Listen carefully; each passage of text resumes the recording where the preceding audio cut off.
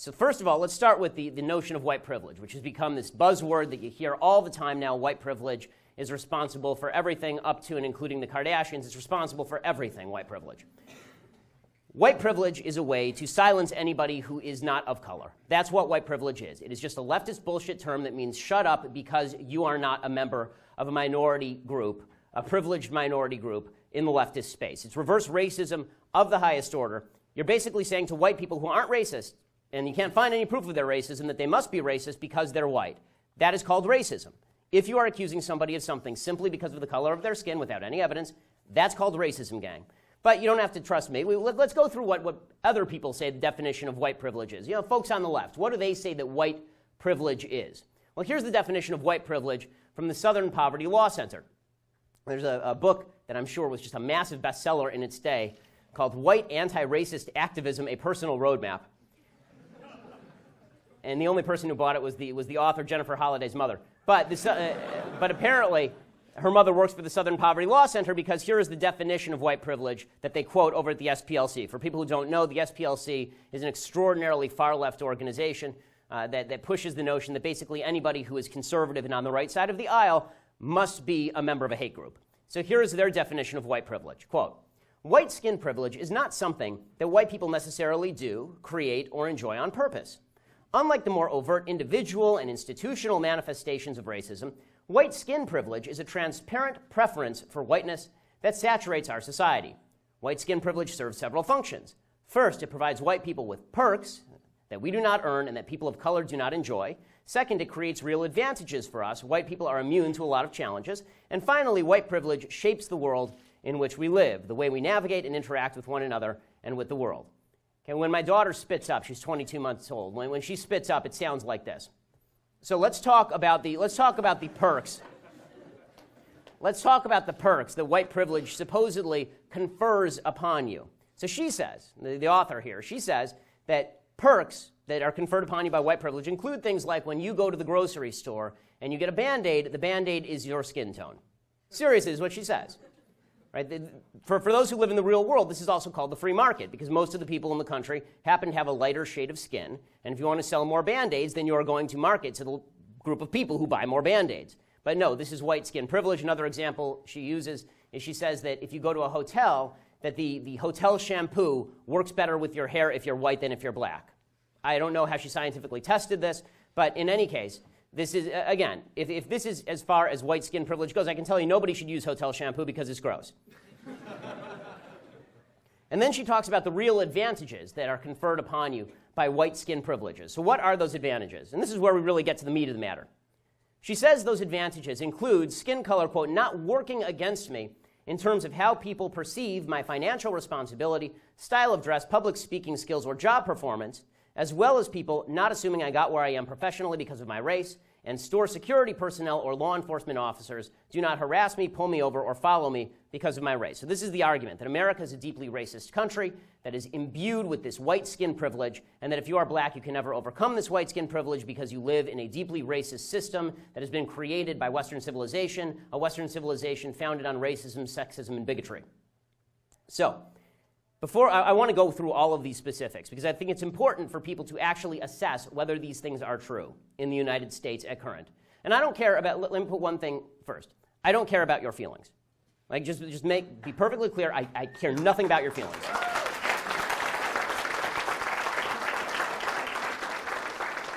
I don't want to hear about your feelings. I don't want to hear about your subjective emotions. I don't want to hear about your heart cries out to that. I don't care. You're not my wife. You're not my kid. I don't give a damn.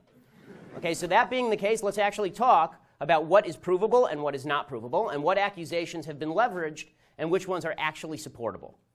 Okay, first of all, statistical disparity does not necessarily mean discrimination. This is the first thing you need to know. Okay, anybody who's ever been in a statistics class knows that this is true. Right? If they still teach statistics and it's not too much of a microaggression. So statistical disparity does not always mean discrimination. Right, the vast majority of people who play in the NBA are black. Very few of them are 5'9" Jews. Right? That is not because there is some sort of anti-Semitic conspiracy to keep 5'9" Jews out of the National Basketball Association. I mean, I can't complain that I don't play for the Los Angeles Lakers. Right? This is because the reality is that in America, it tends to be, just as a general principle, meritocracy rules. That's true from the NBA to the halls of academia, and it is certainly true on college campuses. Okay, so let's go through some of the accusations that have been made about white skin privilege. So financial responsibility, right? So this particular author, she said that one of the things that works against you if you're black in the United States is how people perceive your financial responsibility. Okay, first thing to say here, capitalism is colorblind. The only color that capitalism cares about is green. Okay, capitalism seriously doesn't care about your color, it doesn't care about your race, it doesn't care about your sexuality. In fact, capitalism is the single best way to overcome racism and sexism and bigotry and homophobia, because if you decide to be any of these things, if you decide to be a racist, sexist, bigot, homophobe, the guy next door will not, and he will take all of that money from you. You will be outcompeted. This is the beautiful thing about capitalism. Your advantage in the marketplace is catering to as many clients as possible and to hiring the best people possible. But the usual statistics that are thrown out are statistics about, for example, lenders systematically discriminating against qualified black borrowers. The truth is that if banks routinely did this, they would go bankrupt, of course, because there would be other banks that came in and spend money on black borrowers, and those people would pay back their loans, and these banks would be able to make a mint off of all of this. In fact, it turns out that according to a University of Iowa sociologist named Sarah Harkness, she did a study just last year, it turns out that lenders actually discriminate against black males and white women for some reason. Or they don't discriminate at all, right? Because her statistical size was not big enough. But what she came up with was that black women were lent to at the same rate as white men in her experiments, which just doesn't make any sense. So you have to start thinking, is this something that we ought to take seriously or something that we ought to take with a grain of salt? But I will tell you one area in which there was discrimination, and that is the widespread perception that black people were not getting loans led the federal government to create a subprime lending program specifically designated to get people of minority ethnic status into homes they could not afford with bad credit. Okay, if it had all been lending discrimination, you would have assumed that Fannie Mae and Freddie Mac would have been fine. There would have never been a subprime mortgage crisis. In 1995, President Clinton's Housing and Urban Development Department agreed to let Fannie and Freddie get affordable housing credit for buying subprime securities, particularly with regard to low-income borrowers. So white privilege in the United States extends to the fact that if you are not a member of the white privileged class, you have a better shot of getting a subsidized loan from the federal government. And by the way, there are laws on the books in the United States that if you can prove discrimination in lending, you can sue the hell out of these banks. And in fact, banks have had to settle based on historic discrimination. Nothing I'm saying here says discrimination has never existed in America's history. That would be stupid and afactual. But to suggest that it is a continuing factor in American life that is putting people under the boot of the white establishment is just factually nonsense. Okay, style of dress. We talk about white privilege with regard to style of dress. Okay, seriously, this is nonsense. If there is no white privilege with regard to style of dress. Because here's the reality. If you sag your pants and somebody says to you, pull up your pants, and you're a white guy, nobody says a word. If you sag your pants and you're black and somebody says to you, pull up your pants, you will be called a racist. Right? This has actually happened. David Stern, if you remember, who was the head of the NBA, it was implied and actually said in many cases that he was racist for suggesting that people in the NBA ought to dress in nice suits. It turned out that everybody eventually took him up on that, and now NBA players are the best dressed people on planet Earth. But the fact is that style of dress is not an aspect of white privilege. Public speaking skills. They say, well, when it comes to public speaking skills, then white people have an advantage. President Obama is not nearly as articulate as the press would have you believe. Okay, President Obama is not more articulate than John Edwards was, but according to the media, he was the most articulate man who ever lived. He made Jesus look like a piker. President Obama was the greatest speaker in the history of the world. And part of that was because the media gave him affirmative action points. They did. Because if anybody said the sort of inarticulate things that President Obama has said routinely when he's off teleprompter, they'd be raked over the coals for it. Job performance, right? They say there's discrimination in job performance, and this is white privilege, right? The fact is that Mizzou has affirmative action in its hiring processes. There are already laws on the books that bar discrimination based on race in hiring. There's already a federal Equal Employment Opportunity Commission that investigates charges of racism on a routine basis. It has a program. It's called E-Race, the Eradicating Racism and Colorism in Employment. It's designed to fight discrimination against people of color.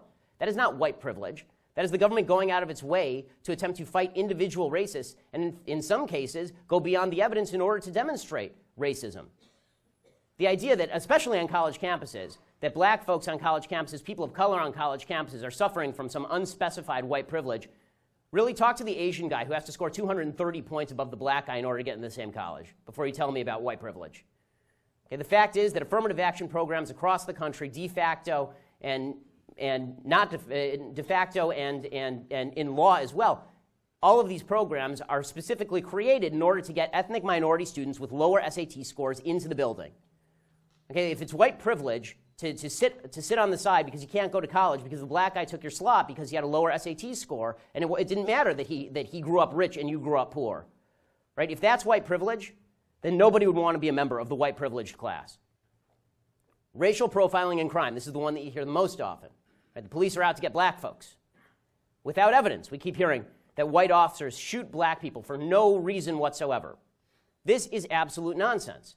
More white people in the United States die at the hands of the cops than black people. More importantly, blacks are more likely to be killed by police than white people on a percentage basis, but police are less likely to kill black people in the same circumstances.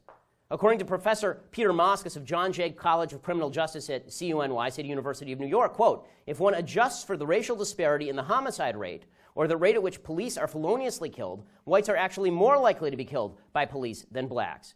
In other words, if you take a look at the murder rate in the black community, which is significantly higher than the murder rate in the white community, and you use those statistics rather than just general population statistics, what you see is that the cops overrepresent in terms of the number of whites that they kill as opposed to blacks that they kill. How about racial profiling when it comes to speeding? Right? You get this one a lot. Driving while black. Well, if you remember back to the 1990s, there was a big hubbub. There was a settlement actually from the state of New Jersey in which the state of New Jersey was accused of discriminating against black drivers. Right? Black drivers were saying that they were being pulled over for no apparent reason. Well, the Department of Justice and the New Jersey Attorney General commissioned a study, and they clocked the speed of all the drivers. Instead of just assuming that everybody drives the same speed regardless of race, which again was an evidenceless proposition, they actually went ahead and they looked at how do people drive in the state of New Jersey. Turns out that black people sped disproportionately. Blacks were 25% of all the people speeding and 23% of all the people getting speeding tickets. Right? So the idea that just because there's a disproportionality that is evidence of racism, it's just not true. How about sentencing disparities? I mean, as long as we're myth-busting all of this, how about sentencing disparities? Right? There's this idea out there that black people and white people who commit the same crime, they go to jail for different periods of time. And particularly, people like to cite the disparity between crack and powder cocaine sentences. Okay, the fact is that the reason that there is a disparity between crack and powder cocaine sentences is because it is easier to distribute crack, and it is easier to sell crack, and it is easier for people to get high off of crack.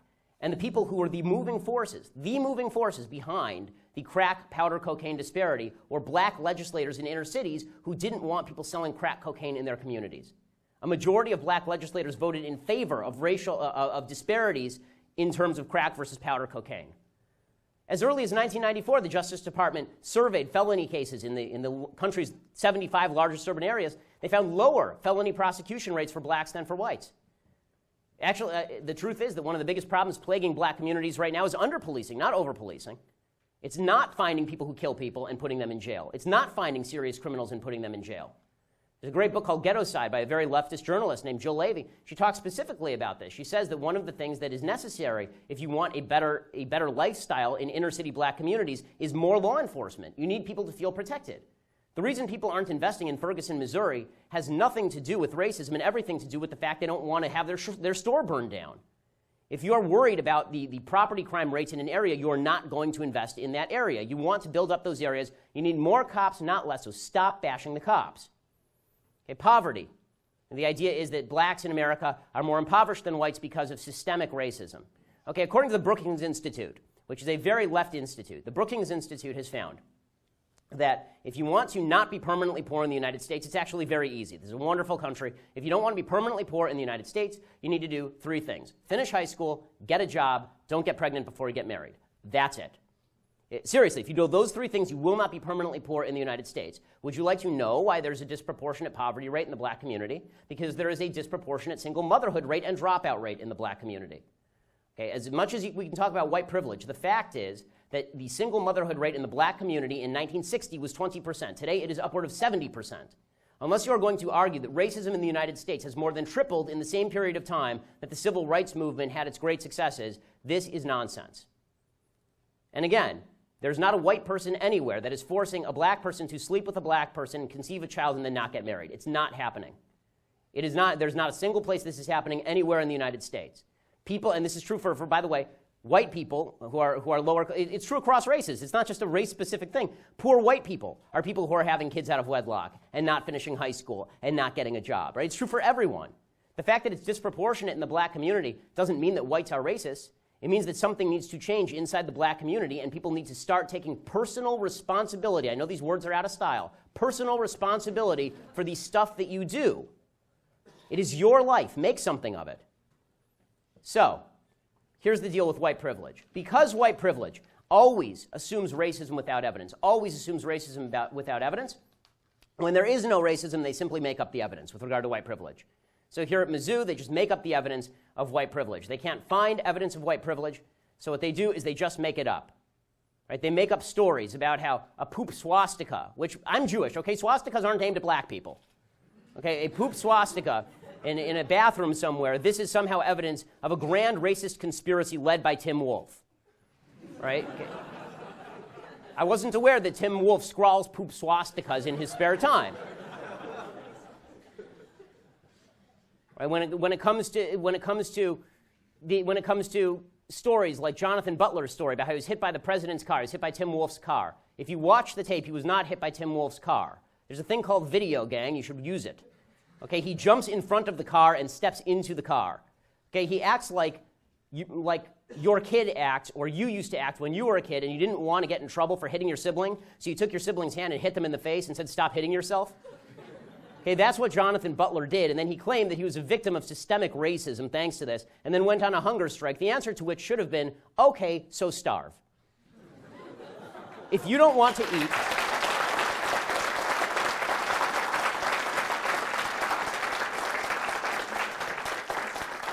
it's a free country, gang, and if you don't want to eat, it's your own damn problem. Okay, they make up evidence with regard to things like Michael Brown. Okay, we're still hearing that. We heard that here on this campus, that this whole big movement here sprang from what happened in Ferguson. Never have I ever heard a better example of how bullshit in one place turns into bullshit in another place. Okay, Michael Brown was a bullshit story from the absolute beginning to the absolute end. Eric Holder's racist Department of Justice found that the shooting of Michael Brown was entirely justified. St. Michael of the gentle giantedness was a thug, he was a criminal, he strong-arm robbed a convenience store, he punched a cop, he tried to grab the cop's gun, the gun went off, he then tried to charge the cop according to the testimony of black witnesses in Ferguson. That is why the grand jury did not go forward. So, but again, if you believe in white privilege and you can't find the evidence, then you just make up the evidence. It's really convenient. This is also true, by the way, with regard to the grand crusade that surrounded St. Trayvon of the Blessed Hoodie. Right? The fact is that Trayvon Martin was sitting on top of George Zimmerman by witness testimony and physical evidence, sitting on top of him, banging his head into the ground, breaking his nose, and then George Zimmerman shot him. Okay, it's all there. It was all there when they did the trial. But it turned into another instance of racist white Hispanic people, right? Because George Zimmerman was actually Hispanic, but he is the first white Hispanic in history, just like Barack Obama is our first white black president because he was half black and half white. George Zimmerman turned into a white Hispanic, the only one that has ever been. He's like he's an endangered species wandering the plains. When you make up your own evidence, and when you don't have the evidence to back what you're saying, then we end up in this bizarre space, this bizarre space where your own subjective truth is what truly matters. Right? What we hear is, well, I may not have the evidence to back it up. I may not have filed a police report. Right? I may not really know that the KKK is wandering around on Mizzou's campus. Right? I may not know it. I don't know, but I feel it deep in my bones. I feel like they're reenacting. Deep in my bones, they're truly and absolutely reenacting Birth of a Nation out there on the quad. That's what they're doing.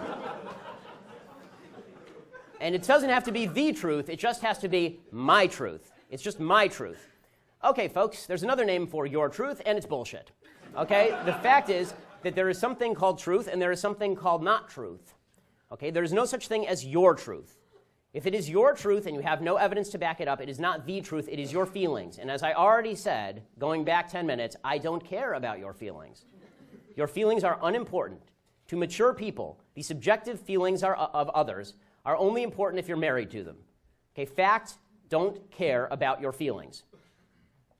So, Now the left collapses to all of this because, the left on campus, the administrators, they collapse to all of this because they're on the side of a lot of these protesters when it comes to tearing down basic truths about Western civilization. Western civilization to a lot of these administrators who cave to all of this. There's only two explanations. One is that they're cowards, and the other is that they're on the side of the people who are protesting. Cowardice is definitely a plausible explanation for a lot of these folks because they're not used to being assaulted this way on a rhetorical level. But there is also a good argument to be made that a lot of these college administrators are people who side with this leftist agenda, this world-changing agenda. These were all the people who protested in the 60s and took over the buildings, and now their grandchildren are eating them. And so they're siding with the protesters because they feel like they're part of the movement because every revolution ends up eating the fathers of the revolution. And so this is just the next logical step in the evolution. And the foundations of the country, are bad, and they agree Western civilization is a net bad, and because Western civilization is a net bad, anything that tears down basic principles, including free speech, including innocence until proven guilty, until basic standards of evidence and fact, including objective truth, all of these things must be torn down. And if the students are willing to do it, then we're willing to help.